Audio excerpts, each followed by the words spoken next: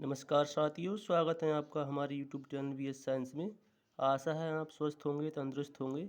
एक बार फिर से हम लेके आए हैं लेसन 2 पुष्पी पादपों में लैंगिक जनन का important question, very important question परीक्षा की दृष्टि से। यानी कि हर बार परीक्षा में पूछा जाता है कि लघु बीजाणुधानी तथा गुरु बीजाणुधानी में अंतर स्पष्ट कीजिए तथा इस दौरान कौन सा कोश का विभाजन होता है। यानी कि लघु बीजाणु और गुरु बीजाणुधानी में क्या अंतर है और इनमें जो कोश का विभाजन होता है कौन से प्रकार का होता है। तो आइए शुरू करते हैं। नंबर इस साइड में लघु बीजाणुधानी और दूसरी साइड में गुरु बीजाणुधानी, यानी कि दोनों में अंतर। तो इसमें पहला अंतर है जो लघु बीजाणुधानी है, यह बाह्य त्वचा, अंतःत्वचा, मध्य परत टैपिटम से घिरी होती है। यानी कि जो लघु बीजाणु है, लघु बीजाणुधानी, वह बाह्य त्वचा से, अंतःत्वचा और मध्य परत तथा टैपिटम से घिरी होती है। इसकी जो आखिरी परत है वो क्या कहलाती है? टैपिटम कहलाती है। इसी तरह से गुरु बीजाणुधानी में यह बाह्य आवरण तथा अंत आवरण से घिरी होती है। जो गुरु बीजाणुधानी है वह बाह्य आवरण तथा अंत आवरण से घिरी होती है। लघु बीजाणुधानी में यह पुंकेसर के पराग कोश में विकसित होती है। लघु बीजाणुधानी क्या है? पुंकेसर के पराग कोश में विकसित होती है। जो पुंकेसर होता है उसका जो पराग कोश होता है इसमें लघु बीजाणुधानी विकसित होती है। दूसरा है गुरु बीजाणु मात्र कोशिका, यानी कि मेगा स्पोर मदर सेल, इसको अंग्रेजी में बोलते हैं, से गुरु बीजाणु मेगा स्पोर्स बनते हैं। इनमें क्या होता है? गुरु बीजाणु मेगा स्पोर मदर सेल से मेगा स्पोर यानी कि गुरु बीजाणु बनते हैं। यह अंडाशय यानी कि ओवरी में विकसित होते हैं। जो गुरु बीजाणुधानी है वो ओवरी में विकसित होते हैं। नंबर 3 है लघु बीजाणुधानी, इसमें अर्धसूत्री विभाजन द्वारा परागकणों का निर्माण होता है। इसमें क्या होता है? अर्धसूत्री विभाजन होता है और परागकणों का निर्माण होता है। नंबर 3 है गुरु बीजाणुधानी में, गुरु बीजाणु मात्र कोशिका में अर्धसूत्री विभाजन से 4 अगुणित गुरु बीजाणु बनते हैं। यानी कि गुरु बीजाणु मात्र जो कोशिका होती है उसमें इसमें भी अर्धसूत्री विभाजन होता है और 4 अगुणित गुरु बीजाणु बनते हैं। गुरु बीजाणु है उनकी जो संख्या है 4 होते हैं और कैसे होते हैं? अगुणित होते हैं।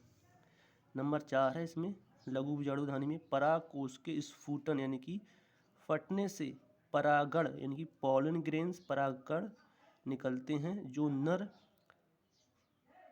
युग्मोद्भिद यानी कि मेल गैमेटोफाइट्स का निर्माण करते हैं। फिर से समझते हैं कि पराग कोश के स्फुटन यानी कि फटने से परागण पॉलन ग्रेन्स निकलते हैं, परागकण निकलते हैं जो नर युग्मकोद्भिद यानी कि मेल गैमेटोफाइट्स का निर्माण करते हैं। नंबर 4 है गुरु बीजाणुधानी, गुरु बीजाणुधानी से भ्रूण कोश यानी कि इम्ब्रियो सैक, इसमें क्या होता है? पॉलन ग्रेन्स परागकण, इसमें क्या होता है? भ्रूण कोश यानी कि इम्ब्रियो सैक बनता है जो मादा युग्मकोद्भिद यानी कि फीमेल गैमेटोफाइट्स का निर्माण करते हैं। गुरु बीजाणुधानी में भ्रूण कोश बनते हैं और लघु बीजाणुधानी में पॉलन ग्रेन्स यानी कि परागकण बनते हैं, जिसको पॉलन ग्रेन्स और इसको इम्ब्रियो सैक कहा जाता है। यानी कि लघु बीजाणुधानी होता है वो नर युग्मक और गुरु बीजाणुधानी में होता है वो मादा युग्मक का निर्माण करते हैं। इसी तरह से अगला पॉइंट समझते हैं। नंबर 5, इसमें अर्धसूत्री विभाजन होता है। यानी इसमें जो विभाजन होता है वो कौन सा होता है? अर्धसूत्री विभाजन। और गुरु बीजाणुधानी इसमें भी अर्धसूत्री विभाजन होता है।